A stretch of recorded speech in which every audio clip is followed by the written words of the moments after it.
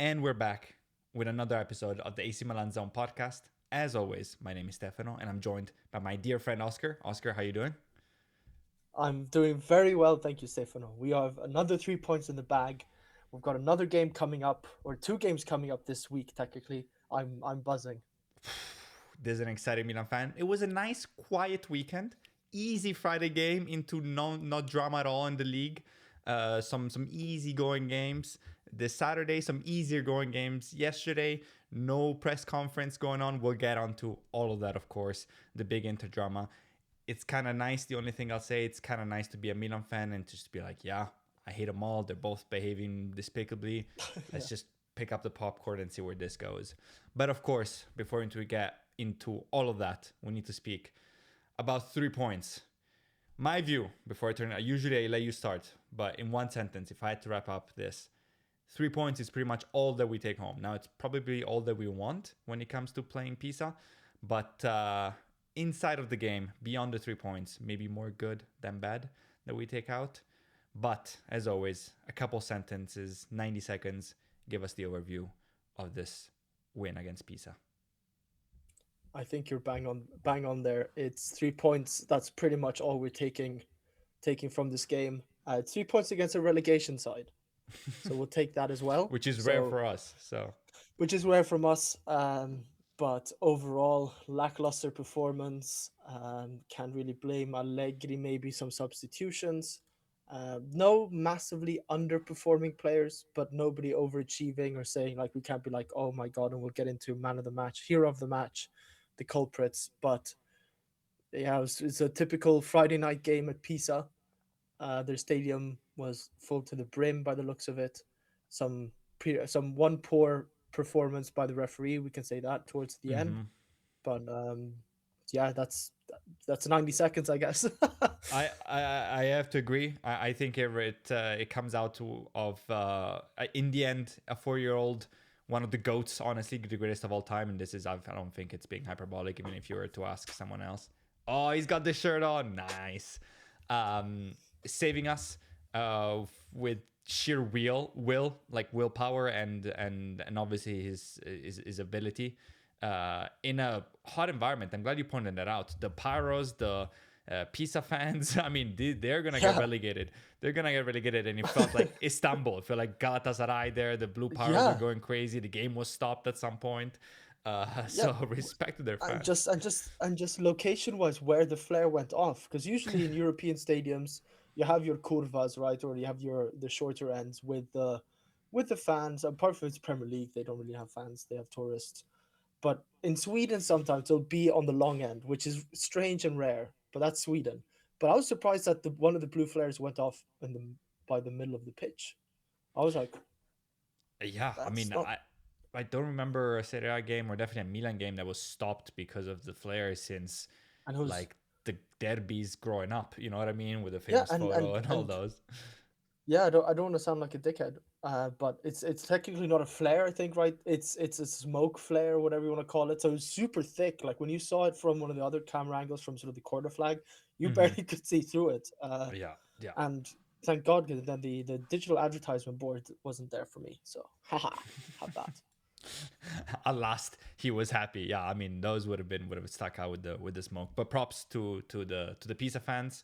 And honestly, I mean, Yeah, Pisa arguably this season saw maybe single-handedly Atekame take 3 points away from them.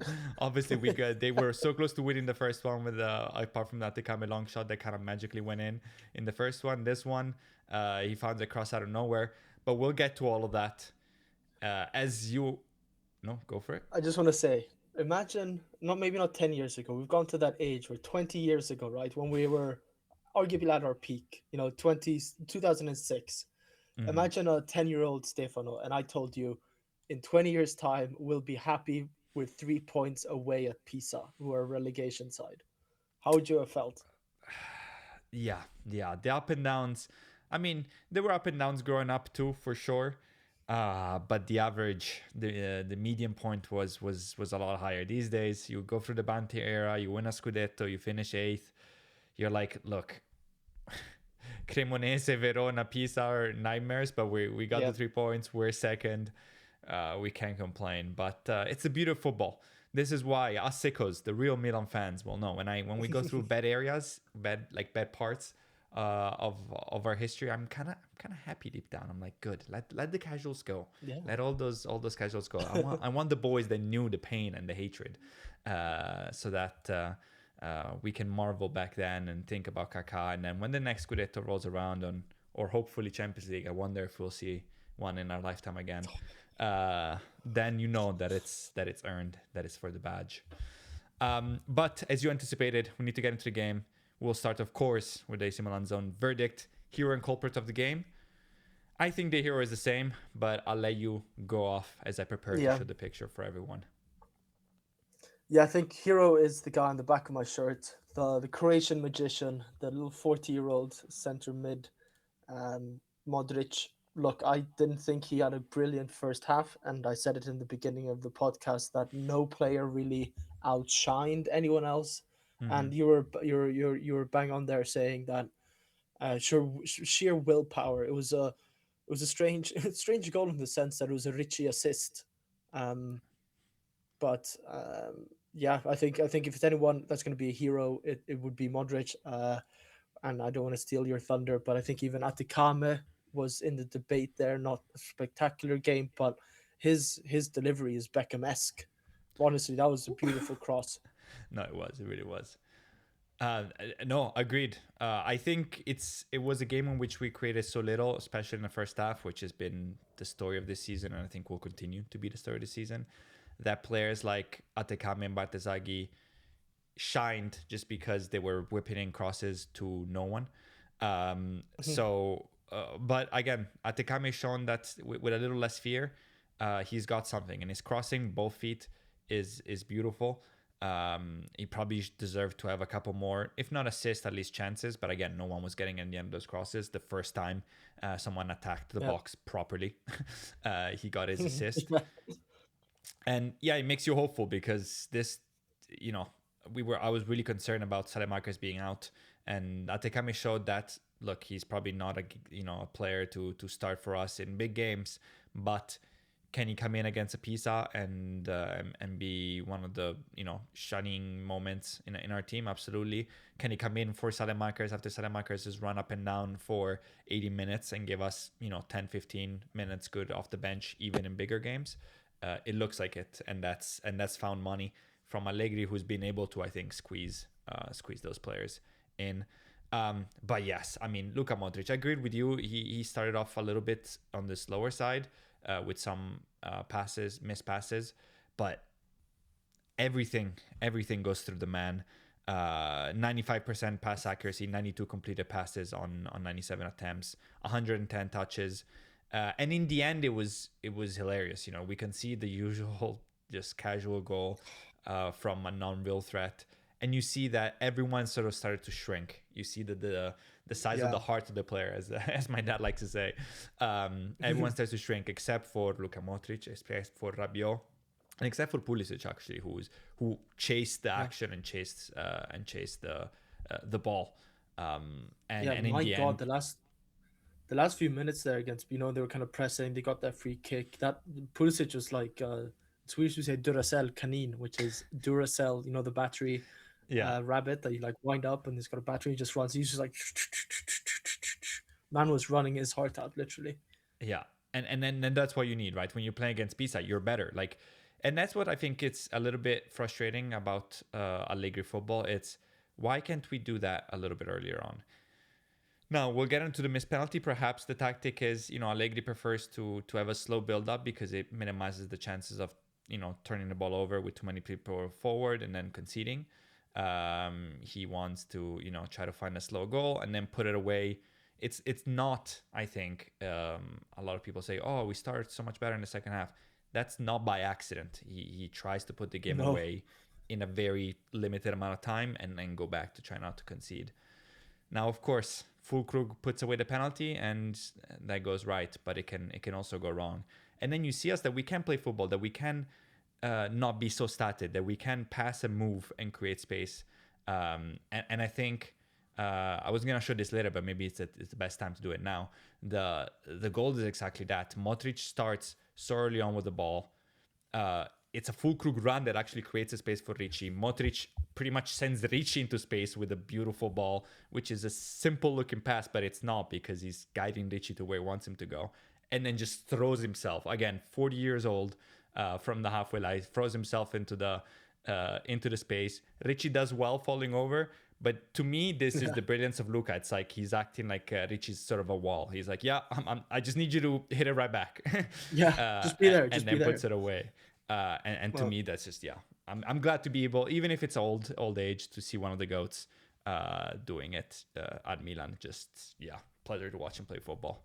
I feel like Suma every time I watch him. I just Luka Modric, Luka Modric. yeah, He's yeah, just so yeah. good. He can do no wrong. He can do no wrong. And the misplaced pass here and there. I mean, that's the thing. If other players misplace a pass, you'd get kind of angry. But with Luka Modric, there's gonna be a a beautiful pass coming up in the next 10, 15 minutes, or a goal like this. This wasn't 15 minutes after, but 84th minute winner. We'll take that every day. And he's got, form is temporary, class is permanent. Absolutely. There's a reason for that saying. Yeah, no, fully agreed. And yeah, man of the match kind of has to go to him, like the Panini man of the match went. Now, culprit. I'm interested to see this because, as you said, no one shined. There was a lot of average performance. It was an average performance by Milan. Yeah. And no one was terrible, but there was definitely a couple Yeah. of people that didn't do so well. Who you got? So I'll start with my short list. You can always say that Füllkrug, because he missed a penalty, it wasn't a great penalty. He had, I should say, pretty limited amount of game time, anyways. Broken toe. But then you put up that clip or that screenshot earlier of how he's, I guess you shouldn't say made the attack, but a simple dummy run. I know that's football 101 or as a striker, and we even seen Jimenez do it in the beginning of the season when he was playing Mm-hmm. week in, week out. So maybe you can say Fulkrug for missing the penalty, but overall, what are you gonna do? What are you gonna do? Then you can say our back line. Look, we didn't have all too much to defend necessarily, but the way we conceded is just kind of silly. It's kind Mm-hmm. of typical Milan. We can be really serious and be really strong defensively, but then there's a lapse of concentration. This isn't necessarily an Estupinian mistake, but Tomori lets the striker go or the winger get the most of him there. Then Gabbia for some reason pulls in, and they decide to double up on him when Tomori kind of had him not in his pocket, but just had that standoff with him, was able to defend him 1-on-1, which then creates the space whereby Pavlovic has to chase in his marker there when Gabia would realistically have been to stop the goal. So maybe our back line there was lapsing of concentration, but overall, meh performance, neither great nor terrible. Mm-hmm. The one I do think, and I know I sound like a broken record, right? And I generally have nothing against him personally. I know one of our followers likes to, I guess, to joke with us about it.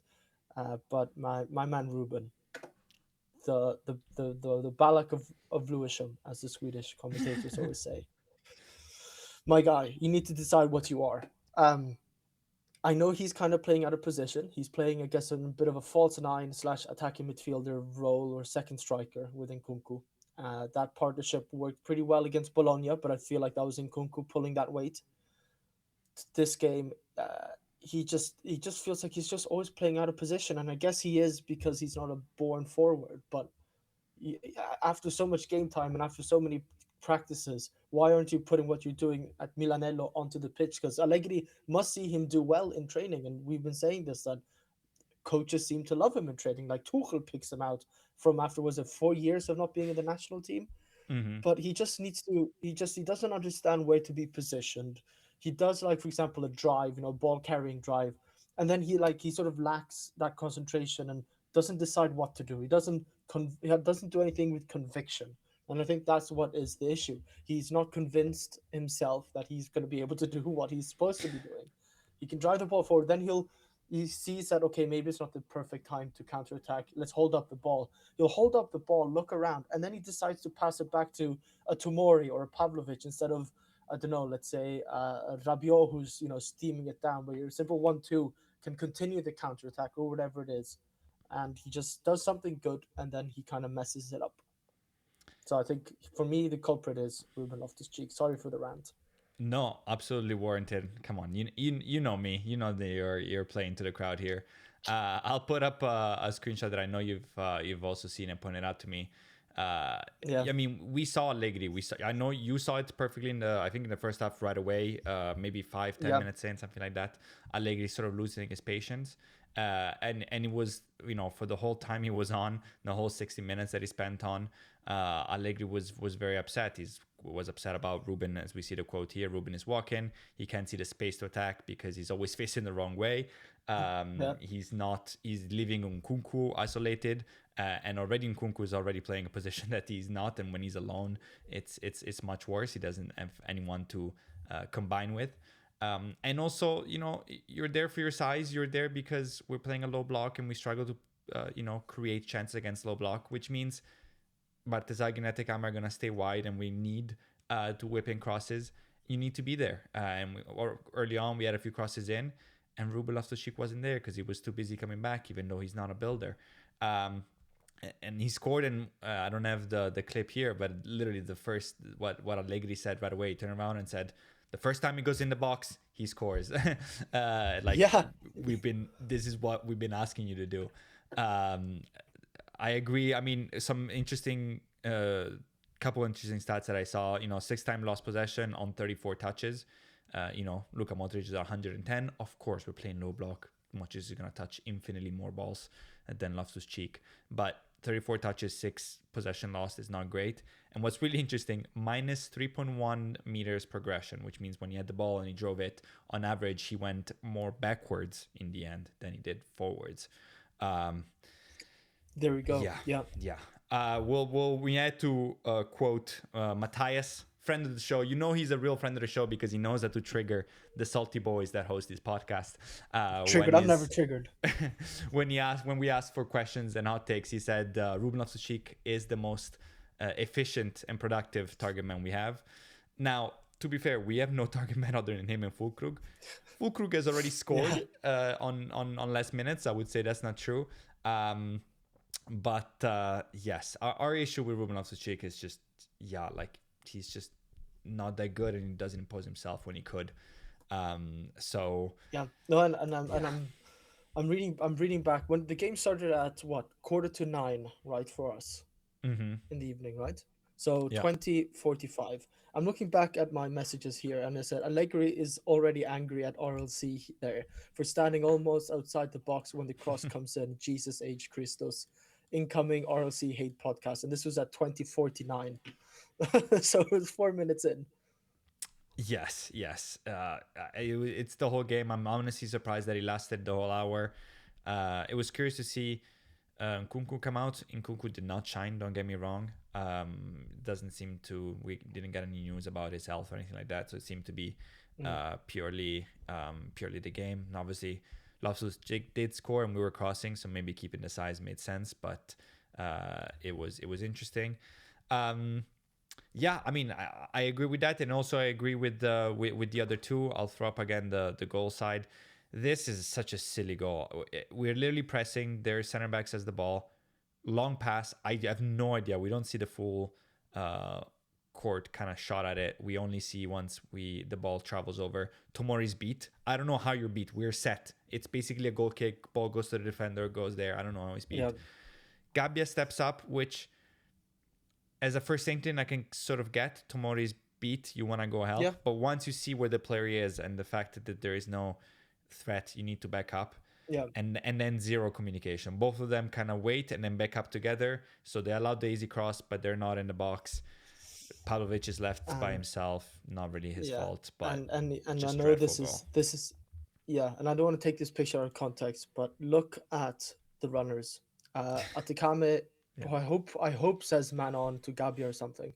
But look at those two midfielders there, just Yeah. completely by themselves. Yeah. And I don't know. I'm not here to trigger you, Stefano, but in my eyes, from a goal kick, Youssef Fofana should be marking one of them. Yeah, I mean, you wonder again if we see the full picture where any of the three midfielders are. Any And of the three, again, true. That's also true. when people are like, Allegri could play, like Spalletti does, and high press and get the ball back, this is not even a high press. This is a basic press. To be fair to me, Fofana is usually asked to be the one who picks up the other midfielder. But Yeah, again, any of all three, Modric isn't safe from yeah, criticism like he isn't Fofana, like Rabiot. If this is the result of a basic attempt at a press, then yeah, you can't really complain when you're like, oh, why does Allegri play low block? This yeah, yeah. against This, again Pisa. No disrespect to them. Beyond that,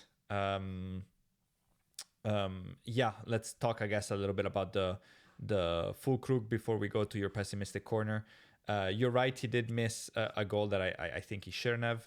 I was very curious because when I saw him step up, I thought,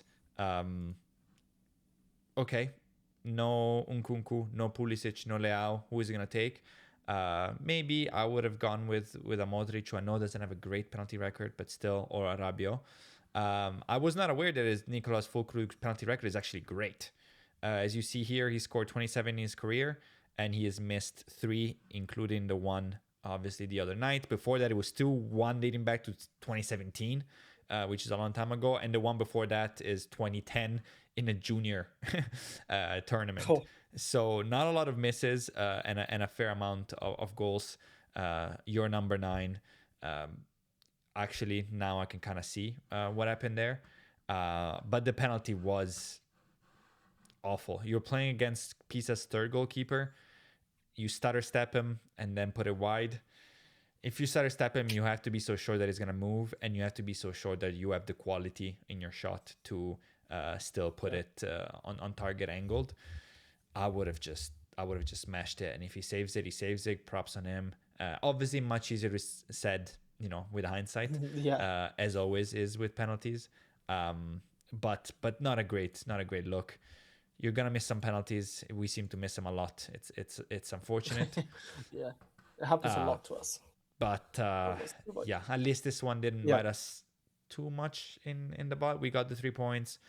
Maybe if we put that away, Rabiot gets subbed, and we can get into that later. But yeah, yeah, and then one last thing, because there were some talks about both a Pisa player being in the box and the goalkeeper seemingly not making contact with the line.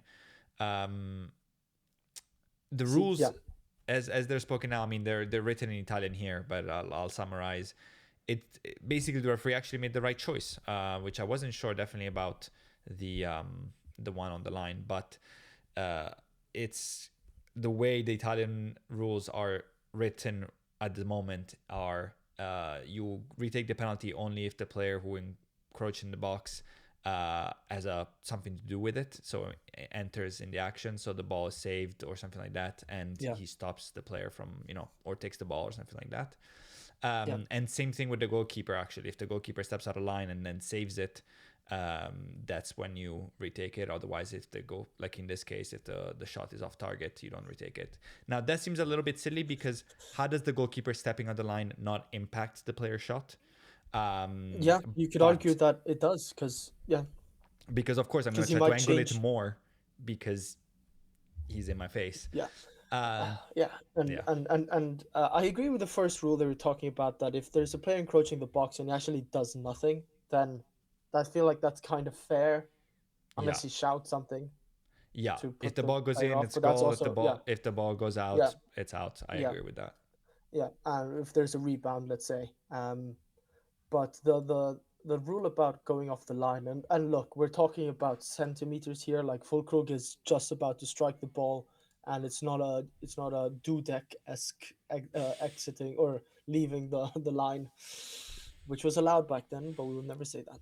Which is crazy. Yeah. Here, yeah, here I feel like it does impact to a certain extent. I mean, Fulkrug is probably looking at the keeper, uh, yeah, but thank God we won. Otherwise, we'd be talking even more about referees than we will be in this podcast, which is surprising. It's a lot of refereeing decisions to go through. Not that we're gonna go through every single one of them in the Juve Inter game or even the Hellas Verona game. Jesus Christ! Yeah, yeah. But We'll, yeah, we'll have a little referee rant when we discuss all that in the Q&A part. yes, But yeah, I just thought this was interesting. We can now move on to the pessimistic Pessimistic corner. Oscar's pessimistic corner. What in your mind, either in this game or the general situation Milan is in, should Milan fans be worried about? I think I wrote down in my notes one thing, and I might want to split it because it's one of them is a recurring theme for this season. Another one is just a recurring Milan theme the last 10 years. I'll start with the 10 years one, and it's kind of simple. I shouldn't say what's it called, picking the branch, the apples from the lowest branch, but it Mm-hmm. is our striker situation, and it goes back to, let's say, Andre Silva, or even before that. We don't have to talk about which number nines we've had in our history, but it's just mind-boggling how we're starting with Ruben Loftus-Cheek, and I know it's injuries, but we just don't seem to ever hit it right. We it's generally mind-boggling, and it's easy to say because like let's say Inter, whilst Lautaro Martina, yeah, I guess you could call him a number nine, a striker. Let's say they've struck gold there with Lautaro, apart from him not showing up in big games, but his goal record, picking him up from, was it Racing Santander or whatever, from Argentina from 2018, relatively, I think at the time, unknown. Let's say he wasn't, like, nobody knew who he was, but it's not like Julian Alvarez, where he signed for Man City, that everybody knew he was going to be a big name signing, essentially. Mm-hmm.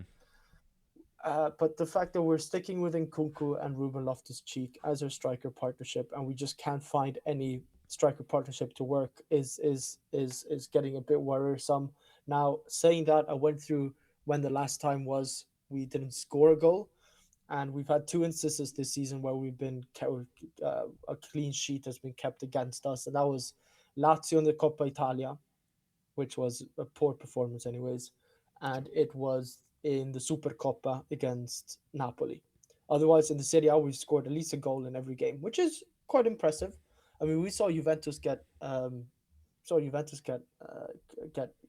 shut out against Cagliari a few weeks ago, for example, Mm-hmm. and they have quite a lot of strikers and for a lot of money. But I think that's my pessimistic corner. My pessimistic corner take is that it's just not looking good, and we're just signing big name players, or I guess big name players, with big transfer fees. Yeah, I guess sort of around the 30-40 million euro mark, and while that's nothing for a Premier League team, it's a for lot a for Serie us. A team, it's over half our budget probably every single transfer window, Yeah, if not more. yeah. And it's just, yeah, it's maybe it is injuries. Pulisic hasn't been himself the last 2 months. Leao the last 3 months with injuries. The full crew came and then broke a toe, and he's obviously on loan. Jimenez has a long-term injury, which hopefully will soon be done. That just adds even worse, makes it even worse because he wasn't performing beforehand. We go sign in Kuku, that's not a striker. We go and play Ruben Loftus-Cheek, that's not a striker, and we decide to play with two strikers. So yeah, that's my pessimistic corner, if anything. Yeah, very hard to disagree. Yeah, I mean you're bang on the money. I think the thing that will add in terms of the pessimism, if I can come to the dark side a little bit too, is the injury situation. I hate the non-clarity. We never knew what happened or didn't happen with Jimenez. In fact, we got contrasting opinions from him directly on Instagram versus what Allegri in the club said. We never understood beyond, oh, he has potential pubalgia, what happened to Leao. And all of a sudden, 10 days and he's great. And he's posting on his Instagram story and feeling much better. And then he came on and he still couldn't sprint against Pisa. Now we're reading the same stories again. Oh, he's looking to start. I'm sure he will start against Como, and I'm sure hopefully he scores and he will be good because he's been good but limited. And it's not his fault. I mean, it's clearly he's in pain. Uh, Yeah, Pulisic is no news that is injury ridden, but same things with him. Like the two have not played together 90 minutes where they've both been healthy, and now we've had this break and still no and news. mind Go and for it. mind you, our two last strikers that we try to sign are Yeah, Boniface, sorry, Boniface and and Boniface and Mateta, both yeah, requiring surgery on their knees now, or one of them yeah, has. yeah. We signed Cisse, Crazy. 18-year-old from Catanzaro, Oh my god. season-ending injury, literally the next game. Now, of course, that makes him one of our own It's already. I think Respect, Milanista for life. yeah But it's just frustrating, and it's frustrating not to know. At least tell me. At least look, it's a World Cup year. yeah Pulisic is not okay, but he wants to play to sort of get him informed, but also doesn't want to hurt himself. Same thing with Leao. And then and at least I know which death I'm dying of. I hate this. I hate the, oh my God, we haven't played in 10 days and neither Pulisic Leao played the last game. So they really basically got a, national national team break off. Finally, we're firing on all cylinders. Nope. Nkunku and Loftus-Cheek. After an hour, full crew comes in for Nkunku. And only in desperation time do we throw in the two. And Leao is not even mobile. Yes, frustrating. yeah And even with all this, Allegri, the football terrorist, doesn't play. It might be Juve now second, but we used to have the second most XG behind Inter. It might be Juve now, but we have no. Inter has 4 strikers that are firing on all cylinders. Juve had plenty. We're playing with Ruben Loftus-Cheek, who Allegri needs to remind which side he should run towards. So, please, next year, I will be the first one to complain about Allegri if next year we give him a proper striker and we still playing terrible football, terrorist football. Then I'll be like, look, this is not the way. win the Champions League. But just please give him some options because it's painful. Excellent pessimistic corner as always. Now we get to move on to mine little corner. This is the highly underrated game, and I think this might be highly underrated player. Sorry, go ahead. Yeah, is it going to be another Fofana love circle? No, I can't sneak in Fofana this time. It might be a repeat though. I forgot if he won it last game because it's been 2 weeks, or if he was mentioned. But we already kind of talked about it. It was Fofana was your last one. Yes, because I think Atekame was being too praised, so I didn't consider it underrated enough. But no, I mean Atekame again, nothing special, but the Swiss player has shown himself to be ready and available, and half the time, especially in this team with these injuries, that's all you can ask for. Someone who does his job, someone who runs hard. This is the type of formation he can play. Now that with the ball we play a lot of sort of forward the back. Him and Salemakers are definitely wing backs when we defend in a 5 line, but when we attack, they're basically a right winger for all extensive purposes. And his crossing is just beautiful. Fulkrug is happy with it. Loftus-Cheek was able to get his head on it for once, but with both feet just whips in a sick ball. And it's kind of crazy that with a player like Luka Modric, and the 2 best crossers might be Bartesaghi and Atekame, and then Modric. And I don't know if that's sacrilegious to say, but I just wanted to give some respect to him.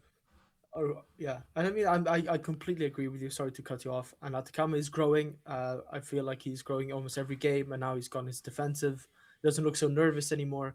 But are we praising our fullbacks with the crossing just because? If I think about it, who have we had? Theo Hernandez. I'm sure he crossed in his lifetime at Milan, but he wasn't. He was a ball driving fullback. Mm-hmm. But is this because we had Kyle Walker, who is now terrible at Burnley, an Emerson Royal, and a Calabria? Because the delivery on those boys. Ugh. Now Kyle Walker. We haven't had. I mean, Ted was a good crosser, but he definitely wasn't known for that. Beyond that, especially on the right side, where Atekame is now. Calabria would whip in like one good one, and you were like, "Oh man, he can cross," and then it was like 5-6 dreadful ones. Conti was good, but he played 4 games, destroyed himself, and was middle of the band era, and that man was more scared than Charles de Catelare, so he choked. And before that, just so much nothingness, which is crazy because you think at fullback, okay, there's the ones that can defend a little bit more and the ones that can attack a little bit more, but it's like you have to be able to whip in across like that. I feel like that's sort of, if it's not your number 1 task, it's your number 2 task. So it's crazy to me that we've been able to find so many players unable to. But yes, highly underrated player. It is Atekame. last stat, because I did thing in 50 touches, so more than Ruby Loftus-Cheek. 31.4 meters progression compared to the -3 from Ruby Loftus-Cheek. And then of course the assist and the crossing that we talked about. Now we already got to one of the questions from Matthias, and there's been too much drama for us to turn this mailbag portion of the program into just referee talk. So how do we want to start this? Maybe we started with our own game, and then, which is probably the least controversial one, and Yeah. then move on to onto the rest. Do you want to start us off, of course, with Yeah. the red card? Yeah, the second yellow card, because it was second yellow. Yes, it was second yellow. It Correct. wasn't a direct red, of course, so it's a bit different. But in the Swedish broadcast, they were, I think it was Pisa preparing for a substitute, and they were showing again another silly angle on these in these football, or even, I mean, even when I watch it in ice hockey. I'm not sure, Stefano, you work in the branch kind of, but not really live entertainment. But why have we added so many cameras around the pitch? I get it can be nice sometimes, but they abuse it to the point where why am I getting a shot from low down up to the back of the player getting subbed on? Uh, if it's not like Cristiano Ronaldo coming back at Manchester United, that level, then you can have that for 30 seconds. But this was like, I missed what happened because of it. Now, so I've seen some replays, We and need to get you apparently off the Swedish broadcast, man. I feel like you're having so many issues with the Swedish yeah, broadcast. get a GoFundMe page. Get Me a GoFundMe so GoFundMe Ozzy page. can The just Swiss packages are extortionate. This is I do not true. use a VPN. TV4, if you're listening, TV4, I do not use a VPN. But anyways, yeah, I've seen some replays, and it's Rabiot calmly, right, pretty calmly walking towards the referee, but not sprinting, not flailing his arms around, not, to what I understand, shouting something that would insult the referee. He's asking perché, which obviously means why. And it was a relatively soft first. I mean, I think it's one of those yellow cards where he's probably built it up throughout the game that, this is your third foul, going to give you a yellow card. I'm not sure. Don't double check that, but I would assume so because it Yeah. was a soft yellow card. But he was kind of breaking through to cross just outside the box in the last few minutes, or in the last minute technically. What? And the referee just, he's like, "Nah, not today, my friend, not today. Here you go." Yeah. What's rough is that it was, you're right, a soft yellow card, but it was a soft foul. Like, it wasn't a foul. Now, to be fair to the referee, super hard to tell from his perspective at full speed, because Yeah, Rabiot kind of goes across him and behind. So in real life, I'm sure, I mean, me watching from the TV eye up, it looked like a foul. When you see it in slow motion, you actually see that's not a foul at all. So then this makes it even worse from our perspective. And once you call the foul, even if you think it's a loud foul, he's going into the box. That's kind of automatic yellow. It's not the heaviness of the foul, but sort of the context of it. So you understand it. But yeah, look, we never know what's being said on the football pitch, so it's always tough. I'm sure maybe some words could have been said that weren't cool, but he really looks like he just turns around and and says, "What? Why?" And yeah, he gets it sent would have. off. We should have had the higher cam, whatever it's called, the referee Yeah, cam that we so funnily saw in the Juve Inter game. Of course, it's Milan Pisa. It's, I'm sure, the cam, like a clip from a clip from that won't do as well as a Juve Inter game or a Milan Napoli game or one of the big boys, yeah. But yeah, it's, I And I don't get just it. I I just don't, I hate don't get it. as we always say, the inconsistency, because in big games, not to pile on Inter, but we see Barella freak out at the referee every second. In Juve, he told him fuck off in the Juve game just a few hours later, and that goes nothing. And by the Yeah, way, I don't want that to be punished. It's not that but no, just I hate it. They in a big game when the stakes are high, all of a sudden the referee doesn't hear all the terrible things that are thrown at him. But yeah, in a situation like this, where you're like, Milan is probably gonna win this, and they got a penalty and they're playing against Pisa, or we saw when Sassuolo was losing to Inter 6-2 and they sent off Matic for a Vaffa. yeah, It's like, oh, now you remember the years and you apply. You big brave exactly, and man! Wow, wow! What personality do you have to take the yeah, responsibility of sending someone off when they're losing 6-2 to the league leaders? Like, come on. and I'm not sure what the guidelines are, because I feel like they should just draw a parallel to rugby. whereby you're not allowed to speak to the referee Yeah. whatsoever unless you're a captain or asked to Yeah. be spoken to. If that makes sense. Yeah. And you can say that's extreme. I can maybe agree with that. But for example, I was refereeing a high school girls game a few months back, and I was talking because some because it was it wasn't like a professional or like an academy team. It was our old schools team. I was told by the sporting director of our school, like, hey, the rules are, if you get any talk back from any of the girls, you sin bin them immediately. And I just I kind of look shocked, like I appreciate you trying to protect the referee, and it's a high school game that obviously they take seriously. But one girl did say, like, I don't think that was offside, man. Yeah. And I just looked at her, yeah, okay. Yeah. I didn't sin bin her. I thought that's so Yeah. extreme, and it wasn't. And I'm sure they mean, like, if they start swearing, it is a school. You should. It's good to try to clean that out of the game early on as kids. But where do we draw the line? Should referees start having like a, if you're not Mike Mignon, you don't speak to me. Yeah. I mean, everything needs to It's change. getting to that point. Anything to change in the rules, in how the referee in the VAR. We saw. I think we can continue speaking about the referee as a whole. A very similar situation, but way more damaging for Gift Orban, who was sent off just minutes into the game.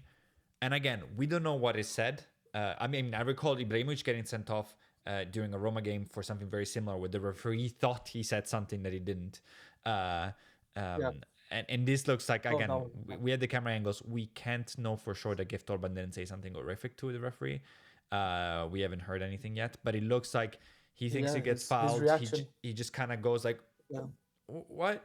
It's a And this is yeah, and his minutes into the game, into a key game for and- who's gonna get relegated yeah. against Parma, and he gets a straight red. Come And on, yeah, I you think I have to do think better. Orban's I think Orban's reaction. I think it was on Twitter. He tweeted saying, um, he felt like it's racially motivated. I don't want to get into that. We're not necessarily a political podcast like that, but that reaction therefore means that he actually didn't say anything to the referee, because I don't think he'd be. I think players in the middle, in the heat of the moment, can realize that, I told the referee to fuck off. I guess I kind of deserve the yellow, but that kind of reaction post game, like Yeah, Orban did, yeah, warrants the thought that he actually didn't say anything. yeah. And it's hard not to agree with him. And it's Yeah, I was listening recently to a couple of the interviews from Collina from on an Italian podcast. Arguably the greatest referee of all time. And he's saying, like, we have a rule book and we need to follow it, but you need to understand the moments of the game, and you need sometimes to understand the game of football. I mean, Colina is also famous for not refereeing by the book. Sometimes because there were rules that weren't even in the book at the time. He was the first referee to send off a manager when you weren't allowed to. There was nothing in the book that said the manager could be sent off, but he felt that was the case. He was one of the first referee to sort of change his mind based on not VAR, because there was obviously no VAR, but after talking with the goal with his linesman, which is basically a rudimentary version of VAR. And this is what we're missing. Like, are you seriously you're yeah, gonna decide which team goes down based on something you've heard like this? mhm. For what? Like, they're just complete lack of ability to feel the game and understand the game Yeah. from a playing perspective as well. In Swedish, yeah, in Swedish it's called fingertoppskänsla, which is like fingertip feeling. Like, you're supposed to, Exactly. you can feel it and be like, yeah, this doesn't really make sense here and there. And you're right with Colina. He's bang on. Like, you have to feel the magnitude of the game. You need to realize the emotions in the game. Yeah, is Colina to refereeing what Da Vinci was to the Renaissance? Probably Probably. less hair. Respect, Yeah, respect Da Vinci and his less hair. curls. Yeah, No, but yeah, we're missing that. And look, I understand. One of the toughest jobs in the world. Understanding the line in the moment on when you're getting too much abuse versus when to again play some willful ignorance and all that. But it's disgusting, and this and brings us to, of course, the big news. Inter beats Juve 3-2, but an absolute.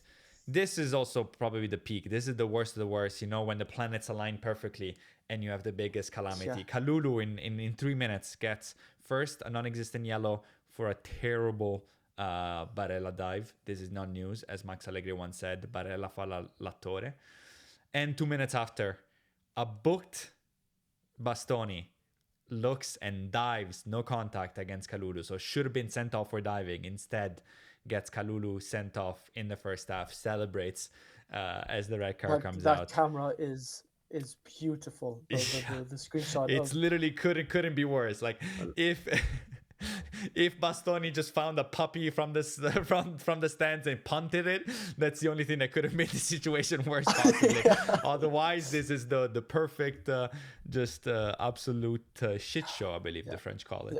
And of course, great game in the end. No one will talk about the football. Inter get the last minute goal to win, and the whole hell breaks loose. The referee is getting attacked by Spalletti and Chiellini. Then, of course, there was a big gathering, a lot of talk, of course, online and in person, a big gathering of all the clubs with the referees this morning. Before that, Marotta holds his own Mussolini style, his own press conference, talking about how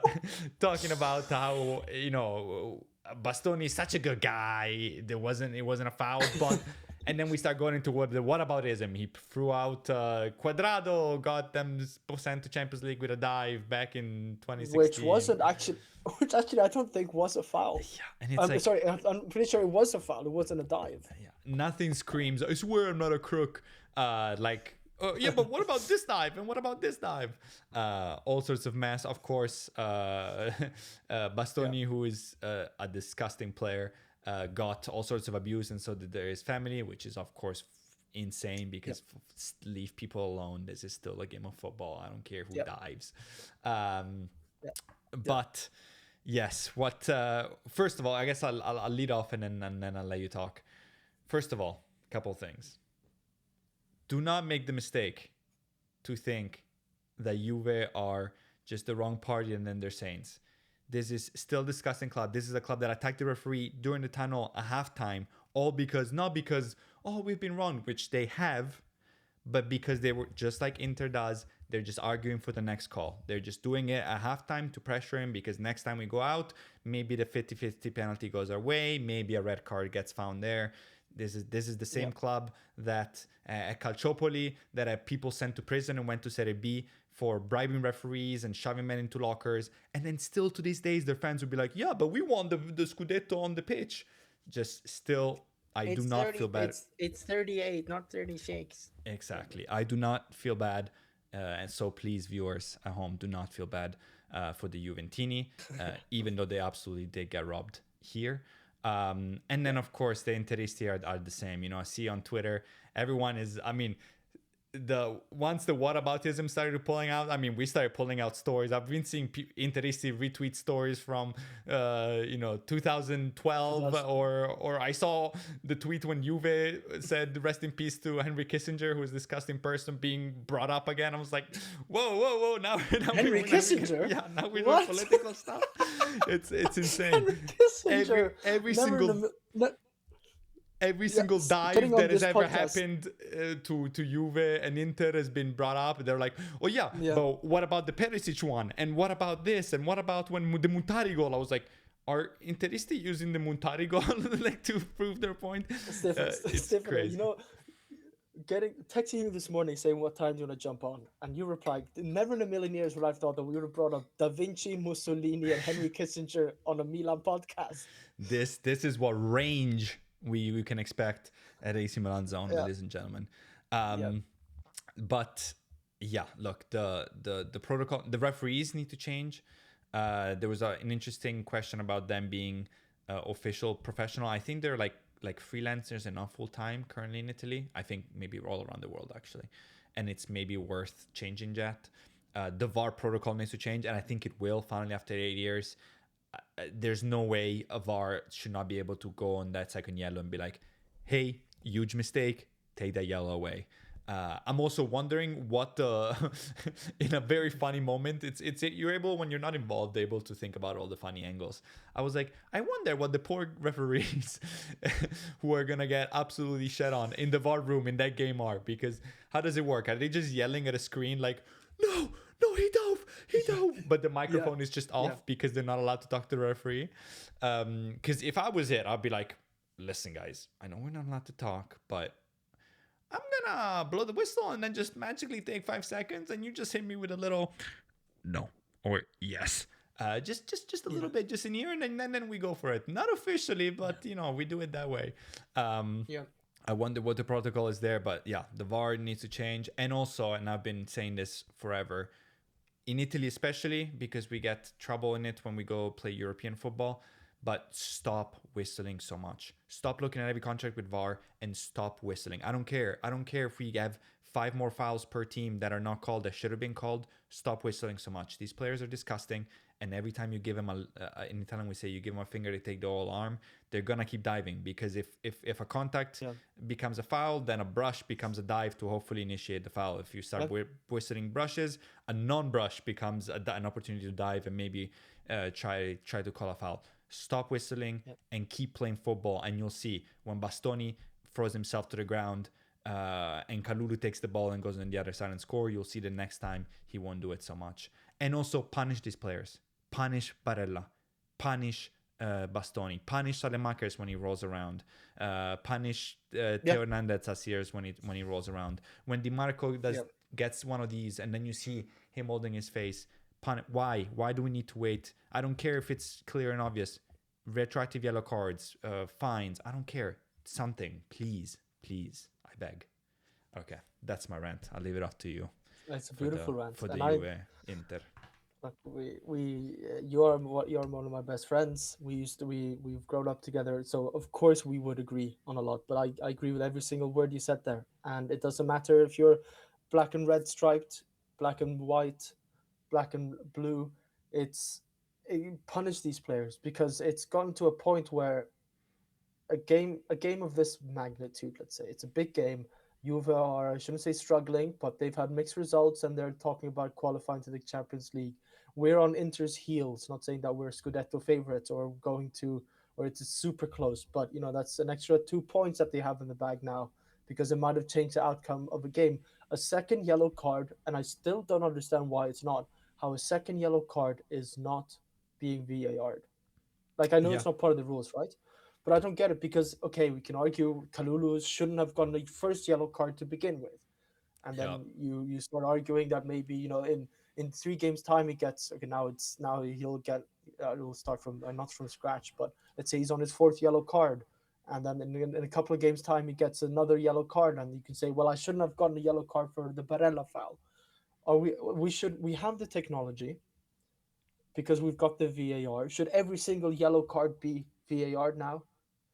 It's yeah, almost getting to that point, and it's not yeah. just an agenda against Inter. It's just a broad because you know how many yellow cards can you are being missed every single game.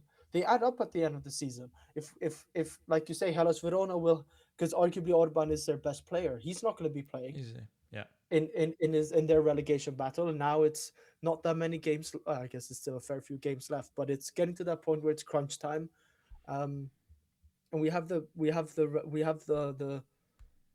technology for it, and it's absolutely disgusting. Barella happens to be the biggest actor. They should give him an Oscar. yeah, Now it happens to be an Inter player, but it is truly vile. And like you say, you give them, the Italians say, you give them the little finger, they'll take your whole arm, and it's gotten that overall. And this referees need to have the courage, the the balls, the yeah. balls to tell other referees that they're wrong. It's not this like pat on the back, and it's nothing personal. I Yeah. don't know how I mean, I don't. referees I and think I can count on one finger this season the amount of times that a referee gets called to the monitor, yeah, and VAR to be like, I think you got the wrong. It's yeah, always it's it's nothing always personal. protect yourself. It's always like, yeah, okay, have a look because you're definitely wrong, but have a look, and then the I decision guess, stays the same. but maybe it's because they feel like, let's say, the more seasoned referees, there's a younger referee or a less seasoned referee. is coming and pointing out mistakes, it's because they're coming for their job and they won't get the Juve Inter games, etc. Which probably you get more money for. I'm not sure how how it's all divided up. I'm sure it's per game you get paid as a referee. But anyways, you don't get, and then eventually, if you do well in a Juve Inter game, you're looked at the Champions League, and then you get to go to a semi-final in Man City against Real Madrid, and UEFA probably pay you handsomely a bit more. So it's probably this cycle effect of Yeah. they feel scared that other referees will be a punished because they're pointing out mistakes in a Yeah. way. Yeah. Yeah. And now there's the 1 month suspension, which retrospectively does fuck all Yeah. in Also in a because sense, because I feel bad. yeah, what is he gonna do? Come It's back and but be like, oh, okay. Now I've yeah, learned. No, no pressure now. I've been off. yeah, Everyone's talked about me, and now everyone's talking about me because I'm just back again. There was gonna be no pressure. yeah, and then it might do the opposite effect that how on earth did he not give a yellow card for that? Do you know what I Yeah, mean? Because now yeah. he's scared of giving yellow cards, and And I he's don't a blame prime him. and he's a prime referee in Italy, so he's not going to be refereeing Inter for a while. He's not going to be refereeing Juve for a while. But does he then not referee Milan because they're in a battle with Inter? Does he then not referee Roma and Napoli because they're in a battle with Juve? So who does he referee then? Yeah, Yeah, it's yeah, all it's all a system that no longer works. it's um rotten to the core, and we saw it from yeah, the beginning of the season with is it Rocky who's the head of yeah, the not the FIG but the yeah, referees in yeah, the Italy. yeah. uh, that guy just hangs out the referees week in week out almost, and it's just Yeah, so yeah, and it's a shame because he was, like he was the next line in Colina. He was a great referee, and it put him ahead. I'm not even sure that it's his fault necessarily, but at this point, sometimes you have to make a change up top, not necessarily because yeah Brock is the problem, but just because we need a yeah seismic change throughout the yeah. whole system. Yeah, And it just I think this you actually asked me in the beginning of the podcast about or saying that will we ever see a Champions League, a Milan winning a Champions League in our lifetimes. Will we ever see an Italian team? I know Inter have gone to two Champions League finals yeah, recently, but it's starting to be really rotten. And I'm not trying to rage bait, but Italian national team hasn't made it the last three World Cups, right? yeah, We had the Baggio report. Was it like almost 8 years ago, where he wrote hundreds of pages of how to reform Italian football, and these probably old men sitting and saw this, and it's basically like, well, we would essentially want to fire you, and everything you've been doing is wrong. And then they just decide to, I'm not sure if they sacked Baggio, but they just completely disregarded his report on how to reform Italian national team, and also probably with the Italian league, with the Serie A. And it's getting to a really rotten point. We don't see these transfer budgets of the Premier League teams. They charge an astounding amount for their tickets. It's tourism football in the Premier League mostly. Let's say mostly. Italian teams won't ever be able to charge those prices, but it's going to be a circle. And Italian football, I shouldn't say is dying because it's really not dying, but it's worrisome where Italian football is heading. Having watched it all my life, and yeah, it's going to spread and get worse. So now we're moving on to referees. It's not even about the players on the pitch yeah, necessarily, but yeah. how it's run. Yeah, and we're gone for way too long, and we still have to do a mini quiz and Como, so we'll move Yeah, on. But yeah, yeah, but you're 100% right. It's concerning. I mean, how are Bastoni and Barella gonna go in March, which is next month, going to play for the World Cup live with Locatelli, who scores and has the heartbreak, and so on and so forth. It's not good for the Italian team. It's not good for that. There's already talks about Bastoni should be exempt for the national team. I think yeah. that's going too far. That's too I far. mean, he dove and then he celebrated. I mean, he celebrated a red. Like, but it's also crazy that we can all, even with our different colors and different hats on, point out to two, three, four players for some teams who dive. We know the diver. Everyone knows the divers in every team. We can go through the whole thing, be like, yeah, no, Barella and Bastoni always. Thuram will throw in a cheeky one.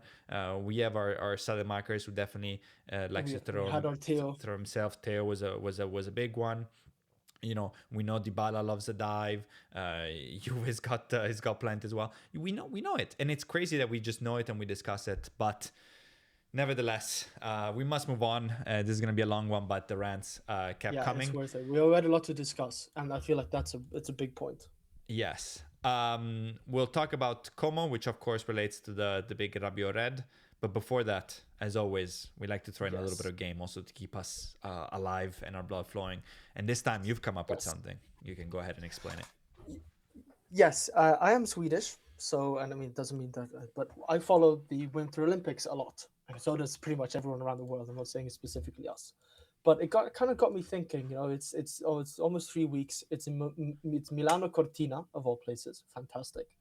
And I thought I'm looking at it and I'm thinking like, which player or which Milan player would fit what sport the best, like what event the best. Ooh, And obviously, it's very not like I good. mean, I'm sure. Let's say hypothetically, Pavlovich might have a great touch in curling, but it wouldn't surprise me if he wasn't. Do you know what I mean?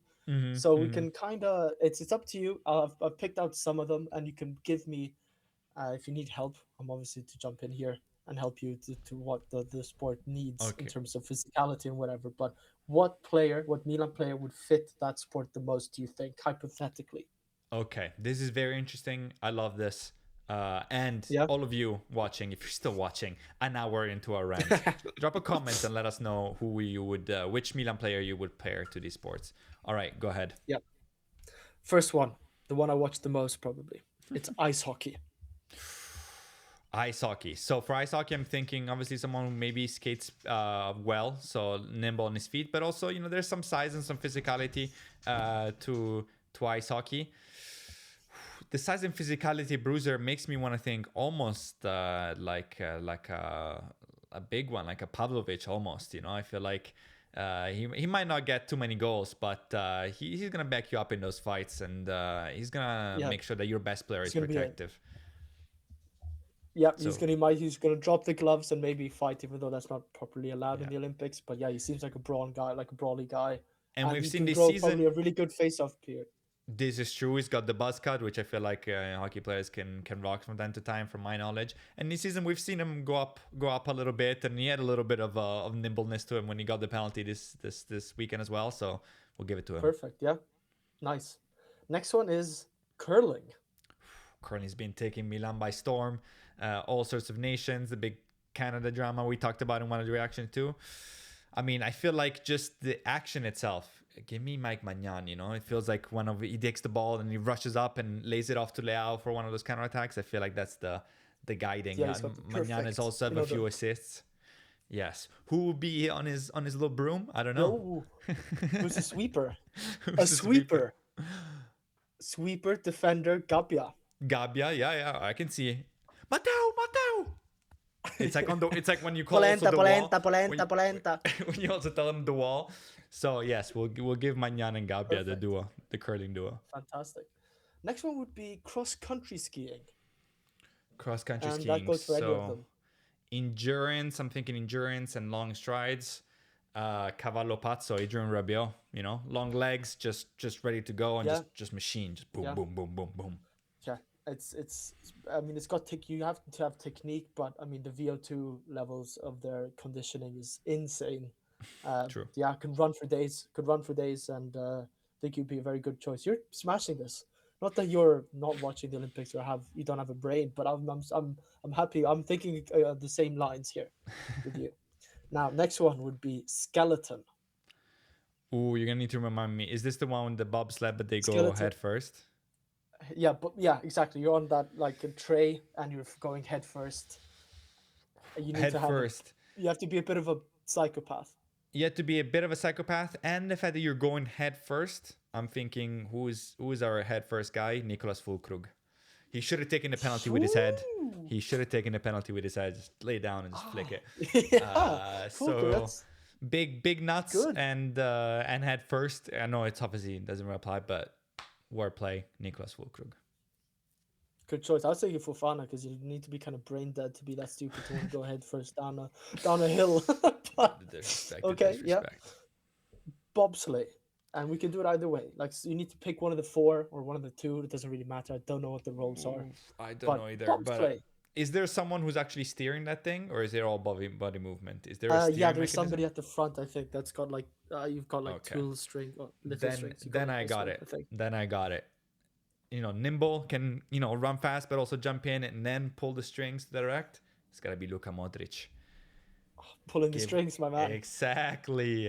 I'm doing well. I'm proud of myself. I didn't expect to go this far. Okay, Yeah, yeah. give Oh, me give me a this couple is more. Give me a fantastic. couple I more. love it. Ski jump, Ski jump. Also, you need to be a little bit crazy. Um, but really also could be fast. someone that, yeah, Go ahead. Could also be something. somebody that like you kind of you don't really dive necessarily, but you jump. We don't have. Look, a little bit dumb. Um, as long as he follows the plan and goes for it, things go well. Otherwise, you're not so sure. Give me Ruben Loftus Cheek. Man jumps. He doesn't always get there, but he jumps. So we'll give him Yeah, that's a good one. Rubes. And one final one, we can wrap this up. And I'm thinking of one player necessarily. And if you don't say the same one, I'll tell you why. And it's snowboarding. And that whether that be freestyle or the slope snowboarding. I feel like this has to be or I know different environment probably for him, but the surfer, The Rafael Leao. If he can surf, he can probably perfect. get on a snowboard and a half pipe, if they're called that for snowboarding too, Yeah, yeah, yeah. and smash it. So that has to be Perfect. my pick. That's fantastic, Stefano. You've done well. Not that I've been too surprised, but good I'm I'm energy, my man. I'm proud of myself thinking on my feet. I struggled with the long jumper, but beyond that, I'm happy. Thank you for putting this together. It was a good time. And now, because we're way late, we must speed up and we go to the preview of the Como game.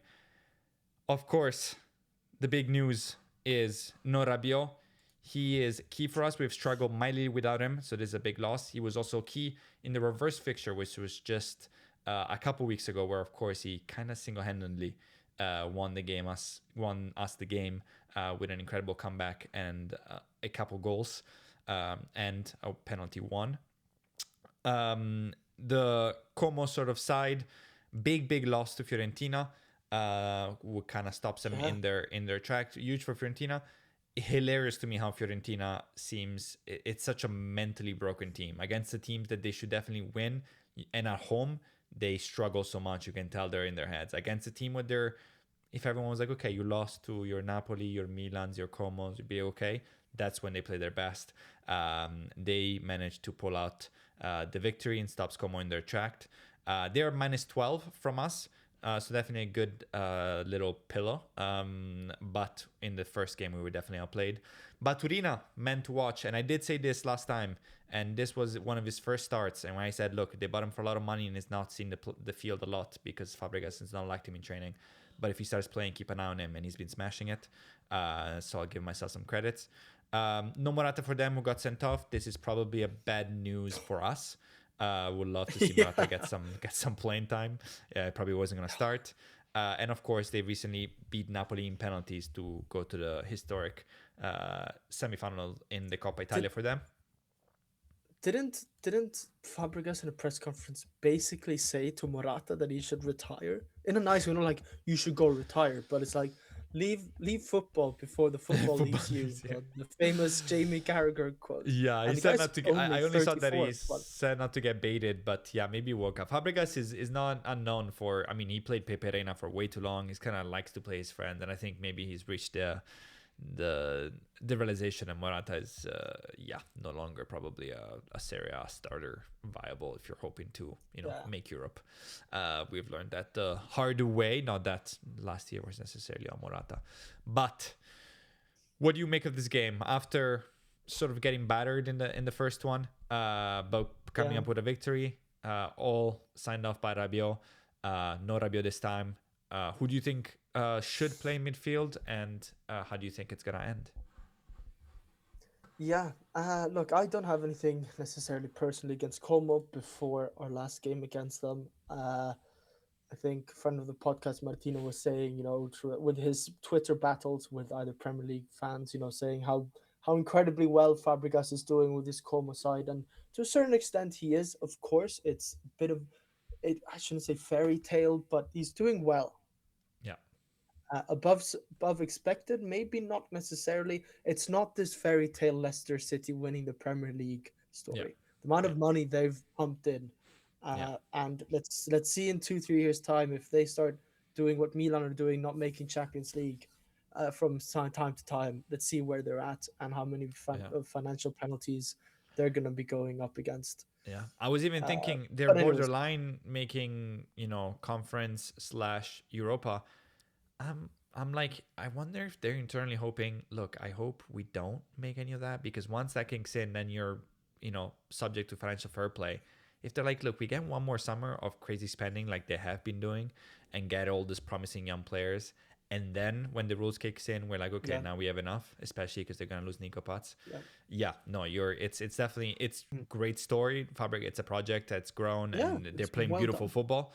But yeah, not quite Leicester City Yes, story. and Agreed. yeah, and then but after Fabregas's comments last game, I get he's upset in a game where he should have won. We saw that crazy game against Atalanta with the was a 5.4 xG or whatever, and they didn't score. Mm-hmm. I saw a banner. Was it against Fiorentina, or I can't remember who it was against, Yeah, it where was it said against Fiorentina. Yeah, rather one, rather was it rather one day with Fabregas than 100 or 1,000 with Allegri. yeah, I mean, I'm sorry. Look, Fabregas is doing well. He's won the Serie B. Did they win it? No, I don't know if they had to qualify. Anyways, Allegri has was it six Serie A's, two yeah, Champions League finals. yeah. I'd rather take that, my friend. And to be fair, now you can decide if he means it or not. But Fabregas is the first one to tell him, like, before the first fixture, he said, this is like Serie D versus Champions League in terms of managerial experience. Yes, I Yeah, would say Kalma, and I hope. Look, I definitely Kalma. hope this plays in their head. The first Oh half yeah, and the whole result, because we're gonna need San Siro to be on fire. First game at home after a long time. We're gonna need all the help we can get. yeah. Um, But anyways, what? How is this game going to play out? Yeah, probably it's quite similar to the first one. It's at home. Maybe we play better because we did play poorly. Like, yeah, I know we played Cortomuso or whatever, but just wasn't a good game from us in the first game. yeah, I'm agreed. hoping for better. And then now with no Rabiot, who do I think is going to play? My heart wants Jashari. Now Jashari plays better as your typical six in that Modric role. Richie has been coming on a lot more than Jashari when we've been subbing out for Fana. So therefore, I'm thinking that now that Rabiot's not going to be playing, Richie's going to get the go ahead. Is what my head tells me. But my heart Yeah, wants Jashari, the boy yeah. from Kham, the boy from over there. Um, Yeah, I if I had a choice, it would be Fofana, Modric, Jashari. I think Modric obviously plays, and that's why I want Jashari to play, because he's gonna get doubled and play out of the game, like in the first half. I'm very scared, and early reports have shown that perhaps it will be Richie Loftus Cheek. That would be the nightmare. Leao looks like he's gonna start, probably with Nkunku, I would guess. And then weird to see, but I honestly think I don't know what the betting odds are, but I would say we're not favorite. Like, yeah, if I had to bet money as a objective fan, I would say draw or Como win, before I yeah, bet money on us. But that is a perfect segue to scoring guesses. What do you think the final score will be? And yeah, if good there are any question. scorers, who? I don't think we properly did one for Pisa because it was 10 days in between. I always forget Mm-hmm. we can roll back, but now it's much easier for us to go back and find this. I'm gonna go 2-1 win for Milan. Okay. I'm gonna Any say scores? a. I'm gonna go. My boy Bartasagi is gonna score.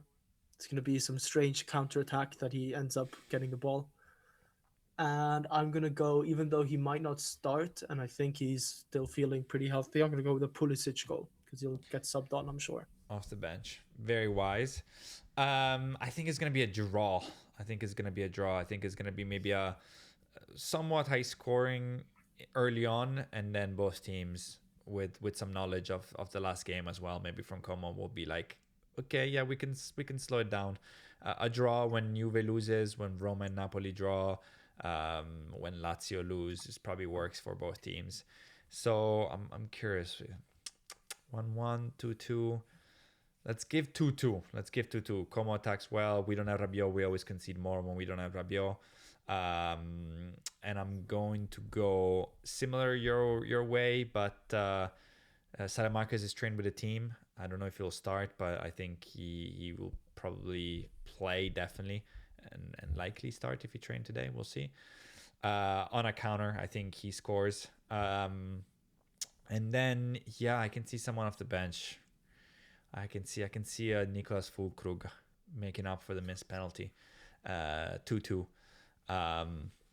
Yeah, I think we'll leave it at that. Now we're 15 of Perfect. prime content.